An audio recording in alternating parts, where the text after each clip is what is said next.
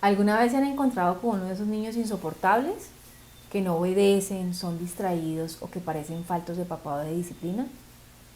Pues es posible que uno de esos niños tenga TDAH. ¿Saben ustedes qué significa TDAH? Yo no tenía ni idea. Quizá lo había escuchado, pero nunca me había preocupado por entender de qué se trataba. TDAH, trastorno de déficit de atención e hiperactividad. Llegó a mi vida de la manera menos esperada y si no hubiera sido por esta pandemia, seguramente nunca me hubiera dado cuenta que mi hija tiene este trastorno. Antes de que llegara la pandemia tenía una vida normal, una familia conformada por mi esposo, mis dos hijas, María del Mar y Martina, y mi madre que vive con nosotros. Una vida normal, trabajos, colegios, actividades extracurriculares, deportes, una vida social, y así se nos pasaban los días y las semanas. La cuarentena nos obligó a estar de unas horas en el día a pasar 24/7 compartiendo en familia. De esta manera la vida empieza a tener un sentido diferente y comenzamos a darnos cuenta de cosas que no veíamos de nuestras hijas. María del Mar, por ejemplo, comenzó a tener comportamientos agresivos y depresivos que llegué a excusar por su preadolescencia. Claro, María del Mar ya tiene 13 años. Sin embargo, y aunque muchos comportamientos extraños aparecieron tan pronto cumplió los 12, siempre los dejaba pasar por alto. Un día María del Mar tuvo una crisis muy fuerte, se comportó agresiva. Y no era la primera vez, ya era 3 veces durante la pandemia. Un amigo muy cercano me dijo que debía buscar ayuda. Y así decidimos con mi esposo. Nos fuimos para urgencias y María del Mar estuvo 8 días alejada de nosotros. En acompañamiento permanente de especialistas como psiquiatras, psicólogos conductuales y otro tipo de psicólogos. Nos llamaron y nos dijeron el diagnóstico. Su hija tiene TDAH.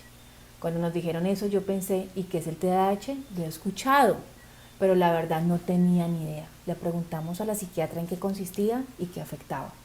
Y sus respuestas siempre fueron directas y sinceras. Es un trastorno neurológico y afecta al cerebro. No tiene cura. Se puede tratar por medio de medicamentos y terapia de psiquiatría y psicólogos. Su hija María del Mar piensa diferente, entiende diferente, sus tiempos son diferentes. Y para hablarlo más sencillo, es que las vías que conectan los circuitos del cerebro deben ser avenidas pavimentadas. Esas vías en el cerebro de María del Mar son trochas, haciendo que las instrucciones sean difíciles de asimilar inmediatamente por su cerebro. En las mujeres llegar al diagnóstico es más difícil, porque normalmente no son malas estudiantes ni desjuiciadas, que son los síntomas más visibles de este trastorno. Esas fueron las palabras sencillas y claras de la psiquiatra, para dar respuesta a 1.000.000 de preguntas que teníamos en ese momento. Claramente quedamos peor, sin imaginar en el mundo en el que sin escoger ya estábamos ahí e íbamos a quedarnos para siempre. María del Mar, una niña brillante, buena estudiante, siempre sacando medalla de excelente desempeño académico. Deportista, con una personalidad encantadora, campeona en su karate siendo Selección Valle y Selección Colombia. Yo no podía creer lo que estaba escuchando y en ese instante pensaba todo lo que me había cuestionado sobre mi papel como mamá, creyendo que la tarea me había quedado grande.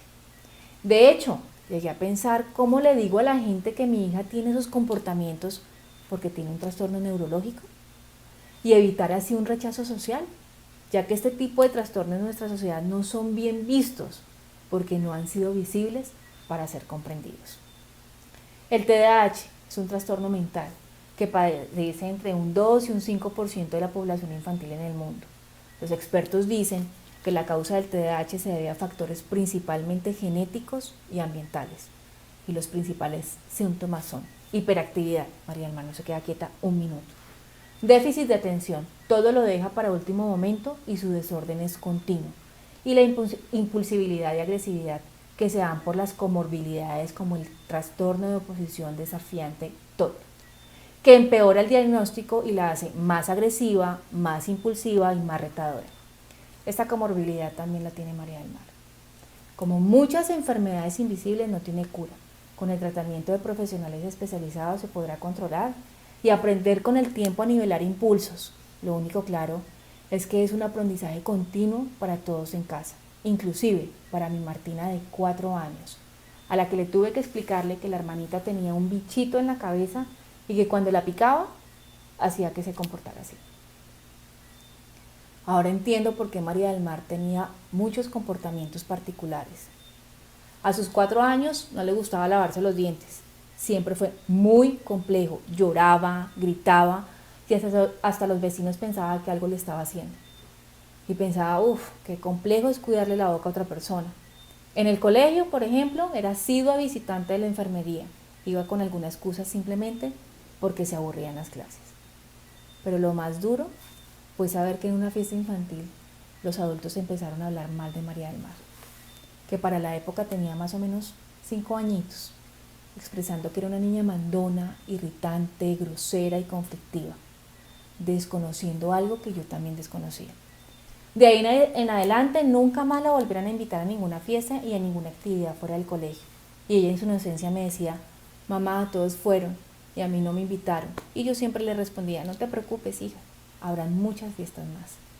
Y lo peor fue que ese aislamiento también fue aplicado para nosotros como padres y pasamos solamente a ser saludados en los momentos de la entrega de notas de María del Mar.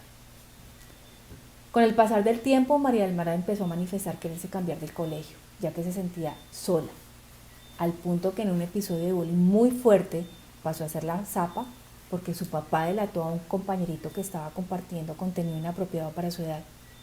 Y esto complicó más la situación, tanto así que María del Mar almorzaba sola en el baño. De verdad que sufrió. Y yo como mamá sufría el doble, porque no podía decirle a todos sus compañeros lo que se me ocurría, no podía defender a mi hija. Yo soy el adulto y decirles algo o hacerles ese reclamo era exponerla más. Y lo peor de todo era tener problemas con otros padres. El colegio nos hizo un acompañamiento, pero ya mi hija había sufrido lo suficiente, y no solo por el capítulo de bullying, sino por todos los años que llevaba pidiendo que la cambiáramos de colegio. En muchas conversaciones con mi esposo llegamos a una conclusión y decidimos que lo mejor era que María del Mar hiciera un proceso en otro colegio y que esperábamos a ver qué pasaba, que el tiempo podía ayudar porque el tiempo lo cura todo. Y mientras pasaba ese tiempo, que se supone que nos iba a ayudar, pasaron muchas cosas y siempre me excusé que había llegado la preadolescencia y que el bullying la había marcado mucho. Por eso empecé a tener acompañamiento de psicólogo, era perfecto. La iba a ayudar a superar el bullying y además a alivianar las cosas de la preadolescencia. Pero cada vez era peor, hasta cuando llegó la pandemia y con ella la cuarentena. He tenido que leer y aprender mucho sobre el trastorno y encontré que muchas de las personas que admiramos y que consideramos brillantes son TDAH. Por ejemplo, Will Smith, Steve Jobs, Michael Phelps y Bill Gates, entre muchos más. No ha sido fácil para la familia comprender esta situación, pero sí nos hemos visto expuestos a la mirada de muchas personas por los comportamientos de María del Mar. En algunos momentos hasta que no escuchan nuestra versión o nuestra situación, la consideraban hasta mala influencia. Como sociedad debemos empezar a entender que hay niños que se comportan de manera diferente y que es probable que sean niños neurodiversos, como mi María del Mar, que todo el tiempo fue mal etiquetada por no conocer su condición. Por esto, hoy vengo a decirles que el mundo necesita comprender a estos niños, integrarlos y dejar de juzgarlos, solamente porque sus necesidades son diferentes.